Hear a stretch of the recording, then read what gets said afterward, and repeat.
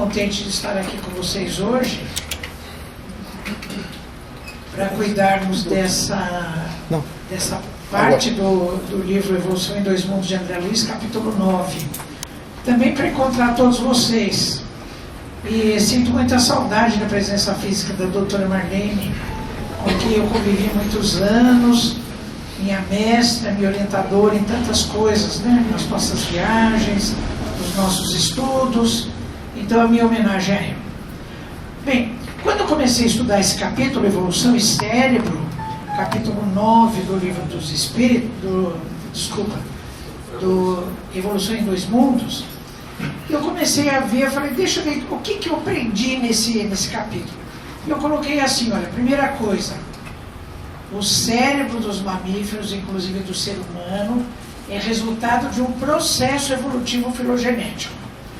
Eu pus evolutivo filogenético porque eu aprendi que evolutivo não quer dizer melhora. Quando evolui quer dizer mudou.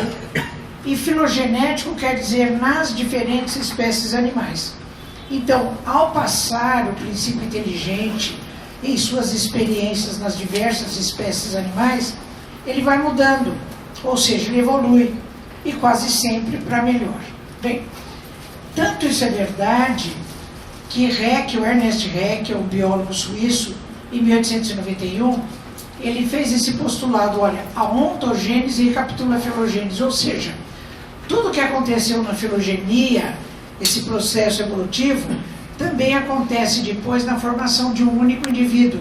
Parece que ele recapitula diferentes fases que o princípio inteligente viveu no processo filogenético.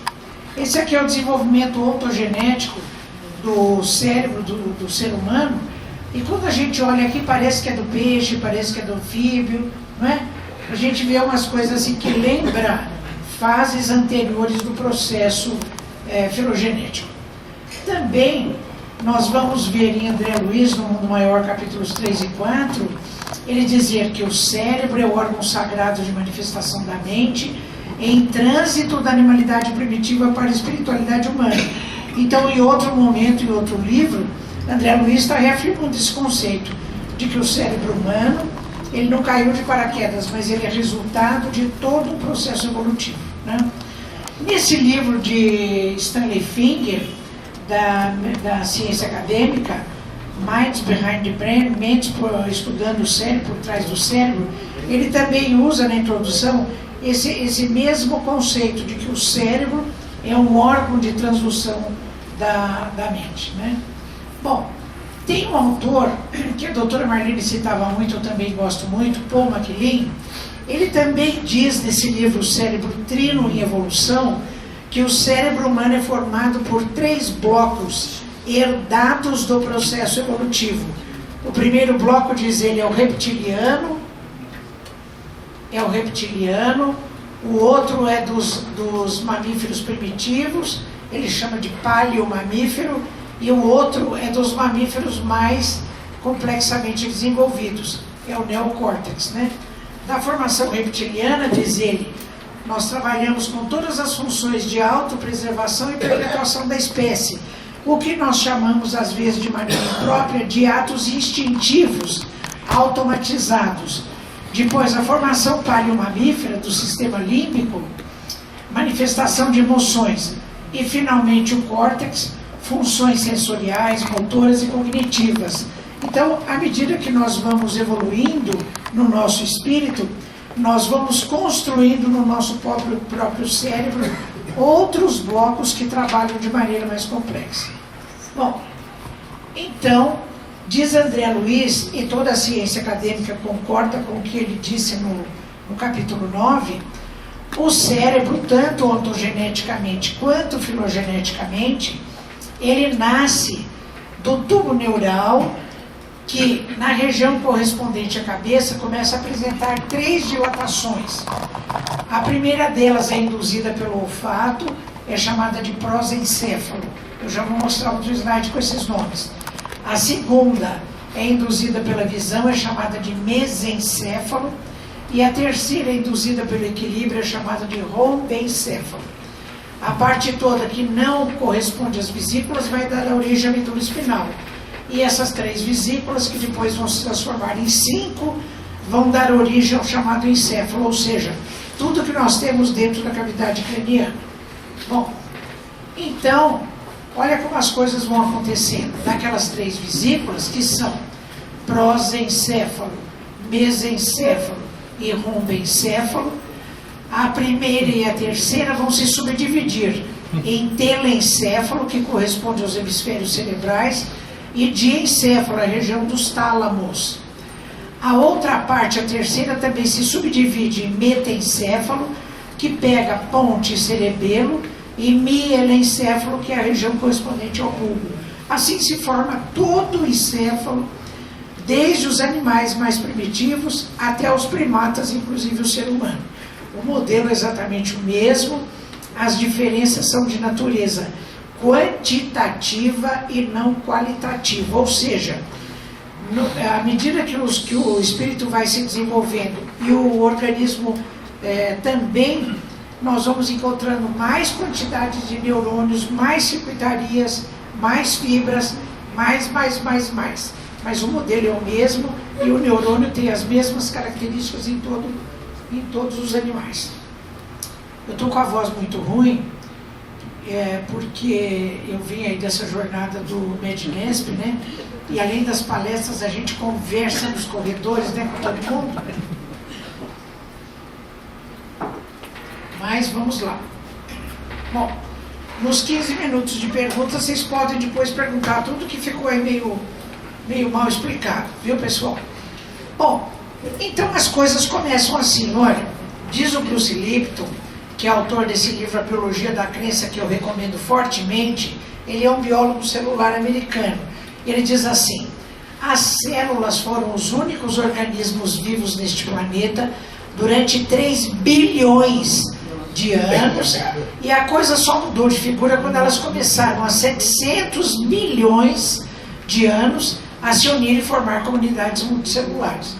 Ora, quando juntam muita gente, e nesse caso aí, quando juntaram-se células para formar um só organismo, qual é a primeira coisa que precisa acontecer entre as pessoas de um grupo novo ou entre essas células? A comunicação, não é? Então elas começaram a se comunicar para que fosse mantida a unidade da comunidade inteira. Assim também um grupo, quando se forma, então as pessoas vão conversando para ver quem vai fazer o quê. Então tem o secretário, tem o que vai pôr coisa, tem o palestrante, tem o que vai fazer água frutificada. Então a comunicação, a linguagem é necessária para que o grupo funcione de maneira harmônica, né? Bom, então o que aconteceu na filogenia? Então houve diferenciação e especialização celular. Então, nesse grupo de células, algumas falaram: não, pode achar que eu vou formar o coração. As outras: eu vou formar a pele, ou o sistema nervoso. E cada um foi para o seu canto, né? Bom, então surgiram os neurônios nessa especialização. Células com maior capacidade de excitabilidade, especializadas na condução de impulsos sensoriais e motores. O que eu estou falando aqui, eu estou trazendo um pouquinho da literatura acadêmica, mas é exatamente o que André Luiz fala no capítulo 9. Viu? Bom, de início, a mesma célula era sensório-motor, ou seja, a parte dela mais voltada para a periferia era sensorial e a parte mais profunda tinha miofibrilas que se contraíam. Mas depois elas falaram: vamos parar com essa bagunça, vamos separar, fica uma célula sensorial e outra célula motora. Então separou, né? Ficaram neurônios sensitivos e neurônios motores. Mas ainda, como eles começaram a ficar cada um para o seu lado, surgiram os neurônios de associação, que comunicam entre si os sensitivos com os motores, para que tudo funcione de maneira absolutamente harmônica, né? Então, os neurônios acabaram formando grandes redes de comunicação, e no organismo, as células que formam o nosso organismo têm 2 meios de se comunicarem: por sincício ou por sinapse. Sincício, por exemplo, as células do coração optaram pelo sincício. O que é? Então, cada célula tem uma janelinha na sua membrana. Aí o citoplasma dessa célula, com aquela janelinha, se comunica com o outro, que tem outra janelinha. Ou seja, no final, o ritmo de excitabilidade cardíaca, ele vai indo pelas portinhas, pela janelinha e estimula todas as células do coração. É sensício. É uma forma de comunicação por continuidade. Os neurônios falaram assim, eu não quero saber dessa coisa de continuidade, não. Cada um é um, e aí estabeleceram uma forma de comunicação que é por sinapse, é por contiguidade. Como eu falo assim, boa noite, me dá sua mão. Olha, tá vendo? Olha, a gente está se relacionando por contiguidade, por vizinhança. Entre cada mãozinha do neurônio, tem uma chamada piscina sináptica. Esse neurônio aqui excreta um chamado neurotransmissor, o outro capta, entende e assim vai. Mas cada um é um. Então, os neurônios resolveram se comunicar por sinapse, né? O primeiro sistema nervoso que aparece, André Luiz também fala isso, organizado, que você pode dizer, olha, é um sistema nervoso, é nesses bichinhos aqui, olha, que queimam a perna da gente naqueles poucos dias que a gente vai para a praia, tá lá, né, se restaurando as forças, vem uma água viva e queima a sua perna. Então é nesses animaizinhos, olha, água viva, medusa, né, anêmonas, corais, que estabeleciam esse sistema nervoso em rede. Apesar de serem redes, são duas redes. Uma mais externa, que vai dar origem ao chamado sistema nervoso somático, que vai se relacionar com o meio externo, e a interna, que vai dar origem ao sistema nervoso visceral. Vai ficar mais perto das vísceras e vai tomar conta lá do funcionamento das vísceras, né?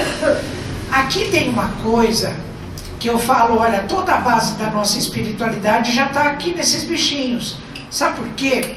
Eles já começam a mostrar dois receptores especiais. Receptores especiais são aqueles que só captam um tipo de estímulo. Por exemplo, a nossa retina é especializada em captar emissão de luz. O nosso ouvido é especializado em captar sons. Então são receptores especiais. Aqueles de dor, temperatura, são chamados gerais, tem no corpo inteiro, né? Então, olha os dois primeiros especiais que aparecem nesses bichinhos. Ocelos, que são estruturas sensíveis à luz, são precursoras dos olhos. Estatocistos, que são umas concreções minerais sensíveis à mudança de posição do corpo no espaço, ou seja, ao equilíbrio. Então, veja bem, a busca da nossa espiritualidade, ou seja, do nosso estado de transcendência, nós não vamos em busca da luz e do equilíbrio? Olha aqui a visão metafísica do que esses bichinhos já estão nos mostrando. Olha desde quando nós estamos buscando a luz e o equilíbrio até hoje, né? A gente está capengando aí, mas desde que estávamos estagiando como princípio inteligente nesses bichinhos, a gente já estava buscando a luz e o equilíbrio. Bom, então, o interessante é que essa estrutura em rede que existe nesses bichinhos, ela vai persistir depois no nosso sistema nervoso, numa estrutura nessa região aqui do tronco encefálico. Aqui é tudo feixe que sobe e desce, aqui tem córtex. Aqui, olha, bem no meio, tem no tronco encefálico uma estrutura em rede chamada formação reticular, e ela é que alerta o córtex cerebral. O córtex, eu sempre falo que ele é um garotão, jovenzinho e preguiçoso. Precisa uma formação antiga que a avó ficar cutucando ele o tempo todo. Fala, olha, acorda, tá chegando estímulo aí, não é? Você tem que ir para a escola, vai escovar os dentes, guarda o sapato. Então, essa é a função da formação reticular, né? Através do chamado SARA, Sistema Ativador Reticular Ascendente. Bom, então, depois houve um processo de segregação. Os neurônios falaram assim, os corpos dos neurônios, vamos organizar essa bagunça. Aí os corpos se reuniram formando a substância cinzenta e as fibras se reuniram formando a substância branca. Bom, André Luiz fala do sistema nervoso dos invertebrados por exemplo, as minhocas, os anelídeos, que é assim, olha, é o sistema ventral, formado de bolotinhas, que são os gânglios, tudo de substância cinzenta, portanto ele é ventral ao tubo digestivo, ele é ganglionar, ele é metamérico, ou seja, como um pão-pum, assim, ó, tudo de pedacinho, um atrás do outro, e tem simetria bilateral. Se você repartir a minhoca no meio, as duas metades, em termos do sistema nervoso, são iguais. Depois do sistema nervoso dos vertebrados, muda tudo. Então, aqueles gânglios se unem, formam uma estrutura única, ímpar e dorsal ao tubo digestivo, com encapsulamento ósseo e também com segmentação e simetria bilateral. Então eu não sei por que tudo que é melhor, que é mais funcional, ele fica para cima, mas é assim que funciona. A gente mesmo, quando vê uma pessoa deprimida, fala, não, levanta, vamos para cima, levanta a cabeça, né? Desde esses bichinhos que é assim, tudo que é melhor para tá para cima. Tanto que um gânglio, ele vai ficando aqui para cima, que é o gânglio cerebroide, então ele vai mandar nos outros, ele já fica lá para cima, né? É assim que a natureza funciona. Então, na realidade, eu pus aqui um cavalo, mas nós também somos feitos assim. A gente é formado por dois tubos. Um tubo nervoso, que é o dorsal, e um tubo ventral, que é o tubo visceral, né? André Luiz vai falando tudo isso também lá no seu livro. E as coisas vão indo, e vão se complexando. Então, diz André Luiz mais especificamente, nesse capítulo 9, nos peixes, os hemisférios cerebrais são reduzidos. Nos anfíbios, que são os sapos, rãs, assim, os hemisférios cerebrais já têm um desenvolvimento encorajador. E nos répteis tem um progresso mais vasto. É engraçado que André Luiz fala tanto dos répteis, e não é que Maquilin, aquele autor que eu citei, ele fala que os répteis, o estágio dos répteis, foi um estágio muito importante no processo evolutivo, onde surgiram modificações muito importantes. Quer ver? Eu vou mostrar para vocês aqui rapidamente. André Luiz diz assim, olha, então, a segunda coisa que eu aprendi nesse capítulo, grandes modificações no estágio reptiliano. Diz André Luiz, olha, aprimorando-se com mais segurança em semelhante fase, na forma espiritual, ou seja, no perispírito, o centro coronário do psicossoma futuro.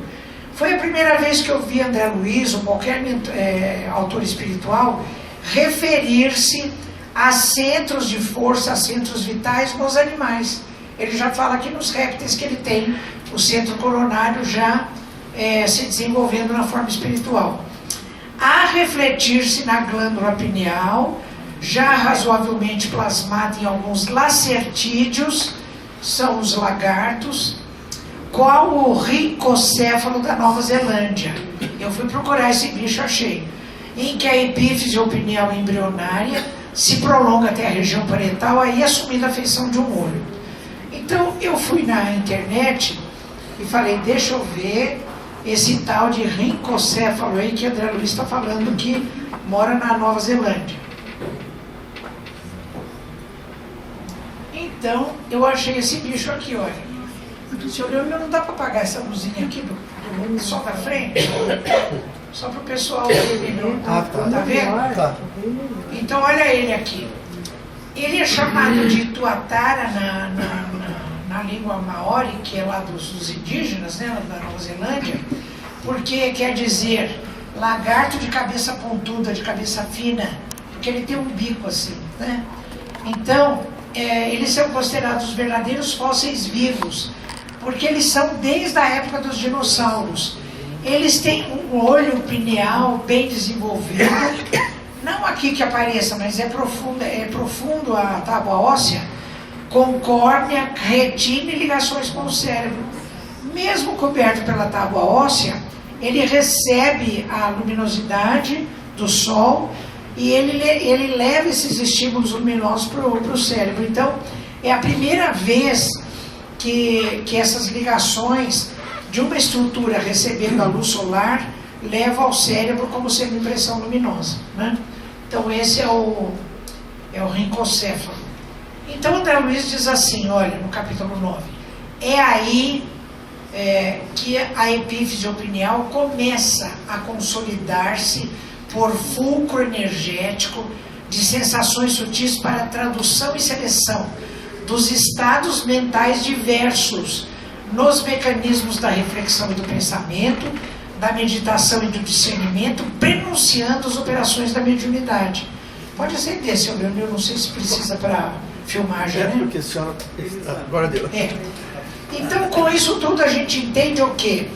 Que até a mediunidade que no ser humano trabalha essa função tão importante de comunicação com o plano espiritual, tudo isso precisa da pineal, precisa dessa ligação com o cérebro, e tudo isso começou nesse indivíduo aí, né? nesse lagarto tão primitivo, a se estruturar uma forma orgânica que depois foi se desenvolvendo e assumindo funções mais importantes, a ponto de desembocar nessa função importante que é a própria mediunidade, né? Bom, então, depois desse bicho, nós vamos voltar no Paul MacLean, nesse livro O Cérebro, Trino e Evolução, em que ele diz assim, vocês lembram que ele falava lá do tronco encefálico, ele falava da região baixa, né? Mas depois ele pega essa região do tronco encefálico, que é reptiliana, e ele estende para dentro do cérebro, porque ele fala que a parte mais baixa do nosso cérebro é reptiliana, né? Então você veja como todo esse estágio de transformação no período reptiliano foi tão importante que ela acabou se fixando na base de todo o primeiro conjunto da parte mais profunda do nosso cérebro. Quer ver que coisas interessantes que tem aqui? André Luiz também fala em outro livro, No Mundo Maior, no capítulo 3, ele fala que a nossa casa mental tem 3 andares, cada andar trabalhando com uma parte do nosso cérebro. Olha, o primeiro andar, que tem o arquivo do nosso passado, trabalha com o cérebro inicial, sobrevivência, reprodução, instintos e automatismos. Depois, o andar do meio, que é o presente, do aqui e agora, trabalha com o córtex, esforço e vontade, aquisições intelectuais, postura moral. E o terceiro andar, onde nós colocamos ideais e metas a serem atingidas, então trabalha com o quê? Com o lobo frontal, que é do córtex cerebral, uma parte muito recente, muito complexamente organizada. Trabalha com ideais e metas a serem atingidas e com a busca da nossa transcendência. Então, em todo esse processo evolutivo, diz André Luiz nesse capítulo 9, o princípio inteligente foi trabalhando, foi elaborando, até que hoje nós possamos ter esse cérebro constituído do jeito que é. Mas o nosso processo evolutivo ainda não parou.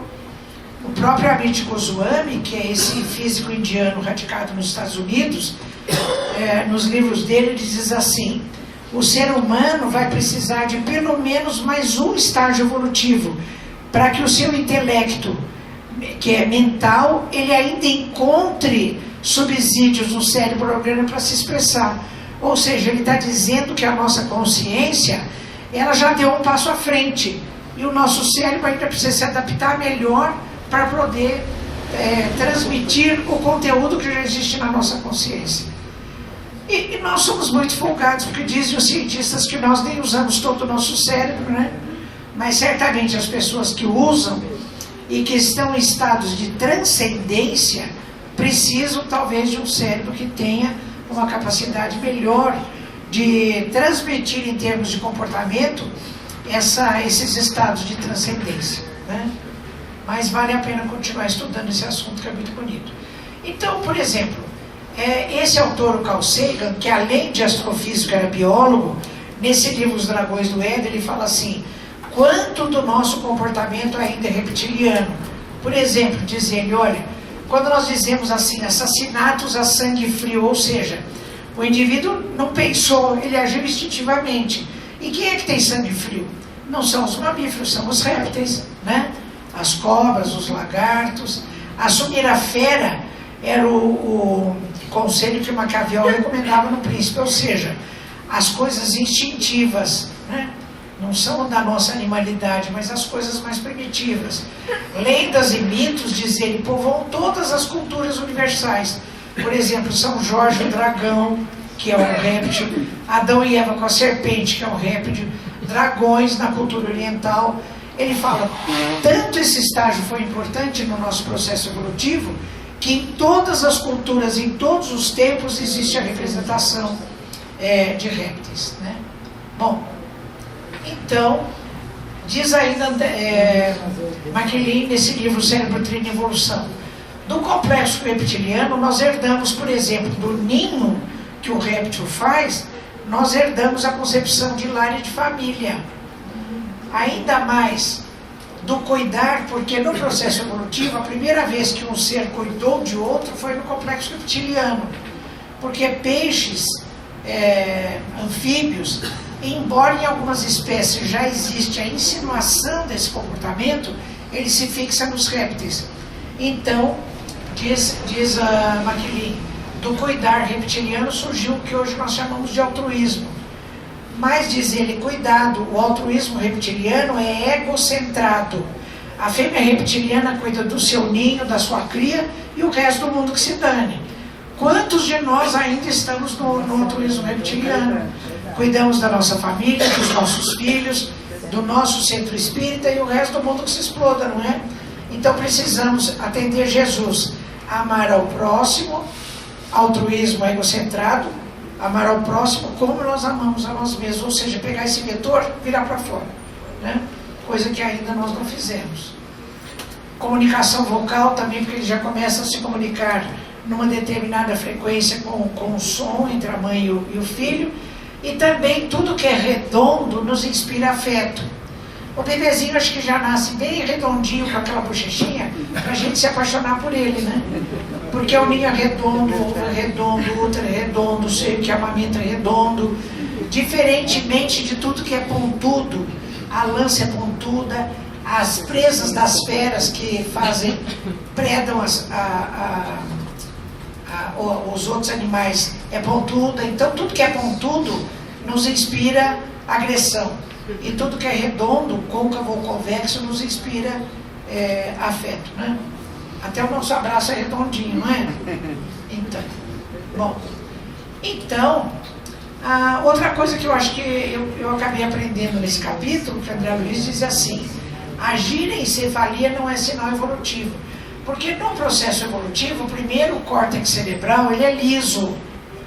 Então a gente chama lisencefalia. Depois ele não cabe mais lá, ele começa a formar pregas, que são chamadas giros. Então a gente fala girencefalia. O nosso cérebro é assim. Mas tem muitos mamíferos que são lisencefálicos, diz André Luiz, como é o caso do coelho, do canguru, do ornitorrinco e certos primatas. Olha, eu não achei na literatura que eu conheço primata que seja lisencefálico, mas deve ter. Talvez aqueles, o saguizinho, talvez eu precise procurar melhor, mas André Luiz já está dizendo que alguns primatas também são lisencefálicos, né? Então ele alerta, a girencefalia não é necessariamente um sinal evolutivo. Bom, outra coisa que eu aprendi nesse capítulo, o espírito atua no córtex cerebral, mas não diretamente, ele atua por intermédio do diencéfalo. Vocês se lembram do prosencéfalo, aquela primeira vesícula? Ela se subdivide em duas. A parte que era mais antiga é diencéfalo, é a parte dos tálamos. A parte que sobe e se diferencia nos hemisférios cerebrais é telencéfalo, onde tem o córtex cerebral. Então é assim, o espírito vai atuar não diretamente no córtex, ele vai no tálamo e do tálamo ele vai no córtex, por intermédio do centro coronário e do centro cerebral, do perispírito, que são aqueles dois centros do perispírito. O coronário é o mais alto, o mais importante, está lá no alto da cabeça, do perispírito. E o cerebral frontal é esse relacionado à testa, à região frontal. Ele está relacionado a fenômenos cognitivos. Esse cerebral, ele tem a forma de uma taça, e o vértice dele coincide com a hipófise, que é uma glândula, que gerencia todas as outras glândulas. E o coronário, também em forma de taça, o vértice dele dá na pineal. E a pineal, vocês já viram tudo que ela faz, né? A pineal é todo aquele órgão que vai se especializando até depois ter funções múltiplas e importantes até em relação à própria mediunidade, né? Então, olha o que André Luiz diz nesse capítulo. No diencéfalo, que é essa região então dos tálamos, o centro coronário do perispírito, por fulcro luminoso, entrosa-se com o centro cerebral. Então esse aqui entrosa com esse. A exprimir-se no córtex cerebral, que é a camada de substância cinzenta que reveste os hemisférios cerebrais, e em todos os mecanismos do mundo cerebral. E dessa junção de forças, o espírito encontra no cérebro o gabinete de comando das energias que o servem como aparelho de expressão dos seus sentimentos e pensamentos. Olha que coisa bonita. Então tudo que vai acontecer no cérebro e que é emanação do espírito, então tem uma estação intermediária no centro coronário, no centro cerebral, e depois no terreno cerebral, no tálamo, e do tálamo expande para o córtex cerebral. Porque em neurociência a gente aprende que o córtex é uma criatura tão importante, é como se fosse o diretor-presidente de uma empresa. Chega o boy da empresa e vai direto lá no diretor-presidente? Nem pensar. Primeiro ele vai aonde? Na secretária. Então tem uma secretária na antessala, fala: o que você quer com o diretor-presidente? Ah, eu quero entregar aqui um pacote que chegou, uma correspondência. Ah, não, isso não. Isso sim. Quem seleciona, descarta, faz a triagem dos estímulos que vão para o córtex cerebral é a secretária. Essa secretária é o tálamo, né? Então André Luiz está dizendo exatamente isso. Só que a ciência acadêmica não sabe ainda que é por intermédio do centro coronário e do centro cerebral. Mas que era o tálamo, a ciência acadêmica também está falando. Então até aí está batendo, né? Bom, então lá no tálamo, que é essa região aqui, olha, a região lá do meio dos hemisférios cerebrais, então André Luiz, em Evolução em Dois Mundos, em outro capítulo, que é o 13, ele reforça esse conceito ao dizer assim, olha, o centro coronário, através de um conjunto de núcleos do diencéfalo, que é essa região dos tálamos, vamos nos lembrar que a pineal faz parte desse conjunto, possui no tálamo, que é uma parte do diencéfalo, para onde fluem todas as vias aferentes à cortiça cerebral, ou seja, ao córtex cerebral, à exceção do olfato, vasto sistema de governança do espírito. Então, nesse outro capítulo, que é o 13, André Luiz está reforçando esse conceito que ele já tinha dado no capítulo 9. Quando fala que o bebê anencéfalo, ele não tem só aquela parte de cima, é isso? Ele não tem partes do córtex cerebral, mas a parte do diencéfalo ele tem toda. Ele tem toda. Bom, e aí André Luiz, nesse capítulo, diz o seguinte, olha, aí nessa região, nessa delicada rede de forças, através dos núcleos intercalados nas vias aferentes que sobem para o córtex, verte o pensamento ou fluido mental por secreção sutil, não do cérebro, mas da mente, né?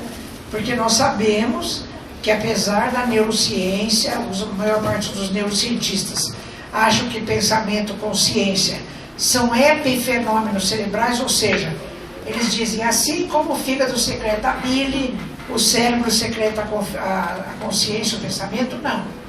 André Luiz está nos dizendo que não é assim.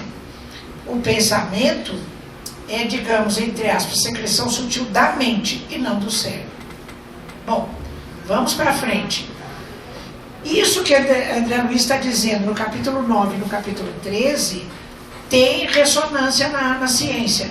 Esse autor aqui, que é Penfield, olha, autor do livro O Espírito, o Mistério da Mente, ele diz assim: o indispensável substrato da consciência localiza-se fora do córtex cerebral, provavelmente no diencéfalo, porta de entrada e saída da mente. Tá vendo? Então, Penfield está dizendo que ele está concordando com o André Luiz, né? Está concordando com o André Luiz. Bom, olha o pioneirismo de André Luiz em outra situação. Quando ele fala em Evolução em Dois Mundos, no capítulo... eu citei as páginas, né, que fala em vários lugares que toda essa atuação do espírito sobre o corpo físico atua no citoplasma e não no núcleo. Porque quando o Evolução em Dois Mundos é de 1958, não é? Na década de 50 é que surgiu o conhecimento na ciência acadêmica da dupla hélice do DNA, que está no núcleo. Então o núcleo passou a ser a vedete da célula. Ora, inteligência, consciência, se tem que se ligar a alguma coisa na célula, a gente vai falar, não é no núcleo, né? O citoplasma é um gel lá que mal se conhecia.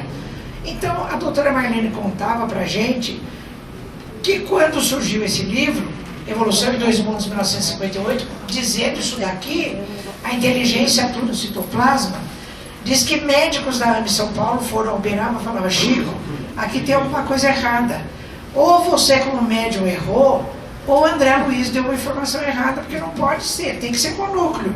Aí diz que o Chico parou e falou assim, não, André Luiz está falando assim que a informação está correta. Vai demorar muito tempo para vocês encontrarem essa informação. Olha, só na década de 90 é que a ciência acadêmica começou a suspeitar que a inteligência atua no citoplasma e não no núcleo, né? Então, também é um pioneirismo de André Luiz, porque ele diz assim, em todas essas páginas que eu citei aqui, olha, o homem pode, através dos bióforos ou unidades de força psicossomática que atuam no citoplasma, projetar sobre as células e, consequentemente, sobre o corpo os estados da mente. Pronto, né? Matou a charada. Eu já estou terminando. Então, eu aprendi também muita coisa que a André Luiz fala dos neurônios. Olha, reproduzem mais profundamente a tessitura das células psicossomáticas, que são as células do perispírito, né? Então ele diz assim, o neurônio do cérebro é uma verdadeira usina microscópica de recepção dos estados da mente e transformação disso em formas de comportamento. Então ele diz assim, no protoplasma, que é citoplasma e membrana, existem muitas organelas, mitocôndrias, neurofibrilas, aparelho de Golgi, melanina, pigmento óculo, corpúsculos de Nícium. Tudo isso a ciência também fala, né? Mas ele diz uma coisa que o Dr. Décio, no livro dele, Da Alma ao Corpo Físico, que ele editou agora recentemente, ele chama atenção. Então André Luiz diz assim no capítulo 9, olha, existe uma substância invisível na célula em atividade, está falando do neurônio, a espalhar-se no citoplasma e nos dendritos. Dendritos são esses ramos aqui do neurônio, parece uma cabeleira, né? Representa a expressar-se nos corpúsculos de Nícium, aqui, ó. Representa alimento psíquico aurido pelo corpo espiritual no laboratório da vida cósmica, através da respiração, durante o repouso físico para a restauração das células fatigadas. Olha como o repouso é importante, como a respiração é importante. Eu ainda fiquei pensando, falei, meu Deus, eu preciso entrar na yoga para fazer aquela respiração que eles fazem, né? Porque através da respiração, do oxigênio, a mitocôndria faz todo esse processo de pegar energia e mandar para todo o interior das células, para que haja restabelecimento das células fatigadas, né? Olha como o repouso é importante para a gente poder ficar de novo em forma, né? Então o Dr. Décio fala nesse seu livro que ele está achando que esse alimento psíquico que André Luiz faz aqui deve corresponder ao prana da cultura hindu. Não é porque eles falam que a gente, quando passeia embaixo das árvores, tem pensamentos tal, não sei o quê, que a gente consegue assimilar esse alimento psíquico que eles chamam de prana, né? Bom, vamos para frente. Então, diz o Dr. Décio, nessa interface físico-etérica, ele continua dizendo, na microscopia de fluorescência do corpo físico, é possível perceber importantes interações entre o retículo endoplasmático, que é uma organela do citoplasma, que contém os corpúsculos de Nícium, que por sua vez contém aquela substância que contém o alimento psíquico, né? Então, entre uma interação entre elas e os microtúbulos da periferia da célula, que é outra organela do citoplasma. Então, ele chama atenção para a seguinte coisa, olha, o que são os microtúbulos? André Luiz, em Evolução em Dois Mundos, capítulo 7, é que explica, olha, microtúbulos são formações tubulares formadas por proteínas chamadas tubulinas alfa e gama. E elas vão se arranjando de um jeito que elas vão formando uma estrutura em tubo, mas é espiralada. Então o tubo pode se fazer assim, ele torce para lá e torce para cá. É uma estrutura quiral, né, que eles chamam. Depois esses microtúbulos se reúnem formando outra estrutura que são os centríolos. Quer ver o que André Luiz fala dos centríolos? O centro celular ou centríolo, que é isso aqui, olha, formada pelos microtúbulos, onde se faz a junção das forças físicas e espirituais, em que o impulso mental de natureza eletromagnética opera o movimento dos cromossomos. Então, até na estrutura do nosso DNA, dos cromossomos, da nossa herança genética, o nosso estado mental vai atuar através dos microtúbulos. Olha que coisa interessante, né? Porque antigamente se achava assim, não, tudo que está na genética, nós somos herdeiros da genética. Não é assim. Nós podemos influir até na modificação da nossa herança genética, diz André Luiz e diz a ciência. André Luiz fala ainda nesse chamado fator de fixação. Então ele fala assim, é um pigmento ocre estreitamente relacionado com o corpo espiritual, que é o quê? Perispírito. De função muito importante na vida e no pensamento, aumentando consideravelmente na madureza e na velhice das criaturas. É conhecido no meio espiritual como fator de fixação, como que é encerrar a mente em si mesma, quando esta se distancia do movimento renovador em que a vida se exprime e avança. Eu falei, meu Deus, André Luiz está acusando os velhos aqui de não se renovar, e aí fica preso. Todas aquelas... Vocês já repararam quantos velhos, eu posso dizer porque eu estou nessa fase, né? Ficam com manias? Não ficam? Então, essa coisa que retém a gente, nessa coisa do apego material, de manias, a gente não se liberta, fica sempre naquela coisa, não posso sair dessa casa porque aqui tem tudo que eu herdei dos meus pais, dos meus avós, e fica aqui, fica naquela coisa, Quando morrer, não leva nada. Lá na minha terra tem uma coisa que diz assim, caixão não tem gaveta, você não pode levar nada, vai largar tudo aí. Então olha o que André Luiz está falando, esse pigmento ocre aumenta na velhice das criaturas, que não se renovam, que se distanciam do movimento renovador. Olha que puxão de orelha. Aí quando a gente desencarna, ele fala assim, os nossos amigos lá, vocês não leram lá no André Luiz, capítulo 9, está tudo escrito lá? Por que não tomaram cuidado, né? A gente fala, não nos desapegamos, a gente fala, não prestei muita atenção, me dá uma chance, né? Quantas vezes acho que nós já dissemos isso, não é verdade? É. Então, pessoal, pedir não custa. Pedir não custa, né? Então, eu fiz um modelito aí, que eu acho que é mais ou menos assim que a coisa funciona, olha.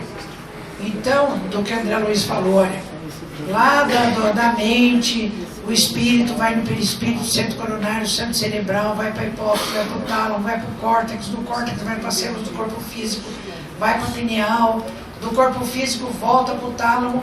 Por isso é que a doutora Candice Pert, nos seus livros, que são Moléculas da Emoção e Integração Mente, Corpo e Espírito, ela fala que a mente e o corpo do corpo encarnado estão tão unidos que ela acha que devia ter um nome só, corpo-mente. Porque a mente flui no corpo, o corpo flui na mente, né? André Luiz acaba de falar isso pra gente. Então eu termino com esse, olha como eu sou pontual, 15 para as 9, 15 para as 8. Então eu vou citar outra vez esse autor que eu gosto muito, que é o Bruce Lipton. Ele fala assim, olha, o controle da nossa vida não depende de sorte, mas sim de nós mesmos.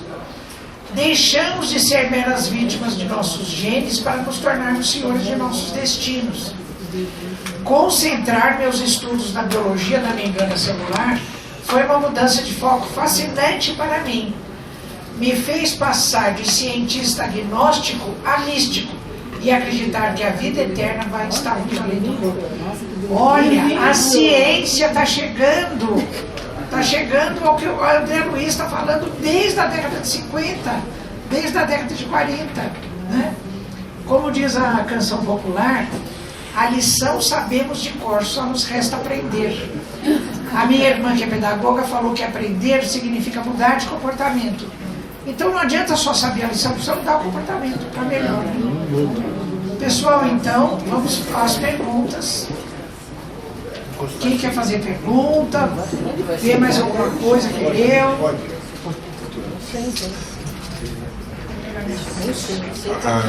Aquilo que a senhora falou sobre a fase reptiliana bate com aquilo que está na Gênese quando fala do instinto e da inteligência, que fala que no instinto existe. O instinto é força oculta que solicita os seres orgânicos a atos espontâneos e voluntários, tendo em vista a sua conservação. E daí fala, quando a gente muda para a inteligência, aí nós adquirimos atos voluntários, refletidos, premeditados, combinados segundo a oportunidade das circunstâncias, incontestavelmente com atributo exclusivo da alma. Mas na senda evolutiva que a senhora colocou, a inteligência, pelo que o Kardec fala, o instinto é uma forma de inteligência. É uma forma, ele pergunta. Instinto, Kardec se interessou tanto por esse assunto, que chega uma hora no livro dos Espíritos, ele pergunta: instinto é diferente da inteligência? Os Espíritos respondem: não, é uma espécie de inteligência. Instinto, sabe o que é instinto?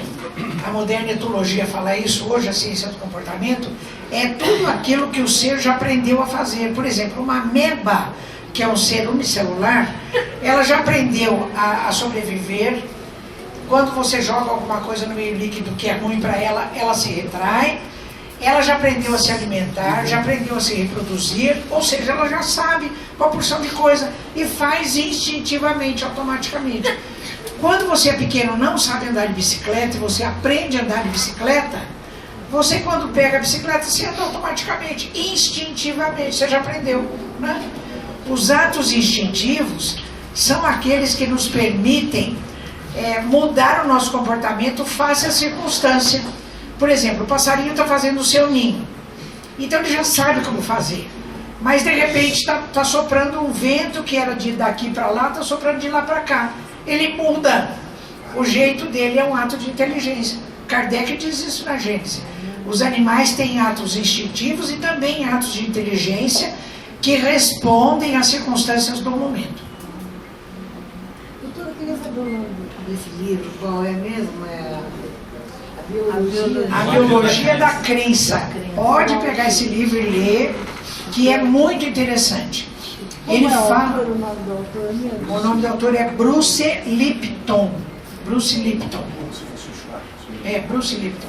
E a doutora Candice Pert, que eu também citei, ela tem 2 livros muito interessantes: Moléculas da Emoção e Integração Cérebro, Mente e Corpo, uma coisa assim. Mente, Corpo e Espírito, uma coisa assim. Mais alguma coisa, pessoal? Alguém leu alguma coisa que eu deixei de citar, que vocês gostariam de retomar? Só voltando a questão do instinto, doutor. Sim. Pois não. No momento da anidação da célula ovo, aquela enzima que ela joga para afastar os glóbulos brancos também pode-se dizer, até porque esse é o primeiro movimento que ela faz no momento da anidação para afastar os glóbulos brancos. Isso também é uma forma instintiva de sobrevivência? É uma forma instintiva, porque o espírito que está reencarnando, ele já aprendeu a fazer isso, né? Milenarmente, então ele joga lá.